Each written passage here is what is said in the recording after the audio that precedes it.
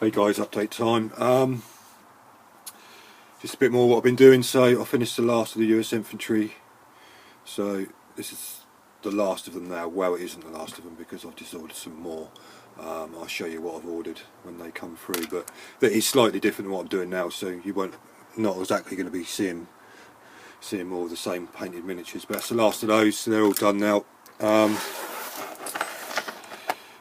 Move on to this lot now. This is all the vehicles here ready.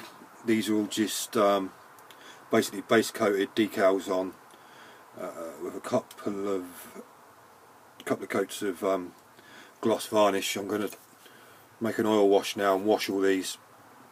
It worked really well on my 15mm stuff, so basically I'll take a gamble and hope it comes out alright with these. So I'll put an oil wash on them, leave them perhaps about half hour, then go back in with some rags and some Q-tips and hopefully take most of it off and leave it in the recesses, and it should give it a slight filter as well, so it will slightly change the colour, but hopefully won't be too much. I mean, you can't really see it with the gloss varnish, but these have been dry brushed with a lighter colour as well.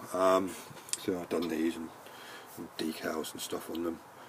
I was gonna, some of the decals, the Warlord decals I got from Warlord Games are fantastic, but I've got some others from another company here, and the backing film is so thick, and I've tried decal softener trying to get rid of it, but I'm hoping with some it's not silvered underneath, so I'm hoping once I've put some washes on and then some matte varnish, you should, hopefully it will be hardly be noticeable. So I tried this new colour I got at a show. I think I got it at Salute. It's Panzerrace's track primer. I'll give it a go, and I've never used it before because I think the colour looks really weird in the bottle, and even on the palette it'll look weird, but when it's on there it's an amazing colour. It's like a rusty grey sort of colour, and it's probably not going to come out very well in this video, especially with the gloss varnish, but I'd definitely recommend it to anyone looking for a colour to do this. It's you know, well, I think it's an amazing colour. Not until I put it on and it's dry did I realise how it's going to look, so I definitely recommend that colour picking up anyone who's interested. So they're ready to go, so get on with those tonight. I've got a book through the post today because Sunday I was looking about on Amazon, so I picked up this book on Hougoumont for the project I want to try and do. Thinking about it, I probably won't start this project now until the new year for, well, purely financial reasons really. With Christmas coming up, I can't afford to be going spending.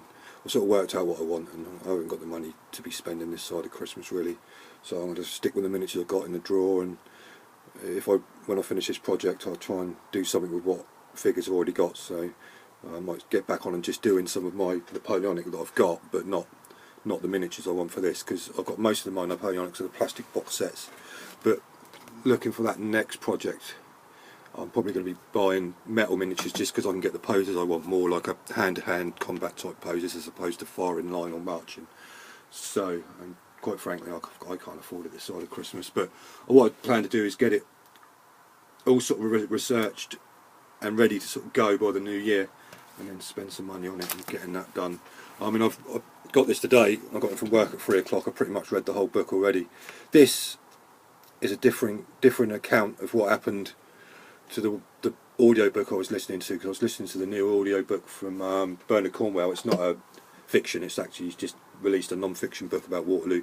Very good book, but he's getting slightly different accounts, and some of the he's given different names in this book to Bernard Cornwell's book about the name of the French sort of officer involved in that. So and it sort of tells a slightly different tale in this and the other, but I think that just reflects, it depends on whose account they research and stuff, which is probably a good thing, because I suppose, you know, it gives you a looser framework with which to sort of work, so I'm not too bothered.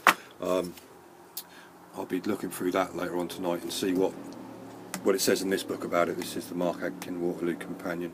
Awesome book. I think Pancake's done a video on that, so it's worth watching, but that's an excellent book, full of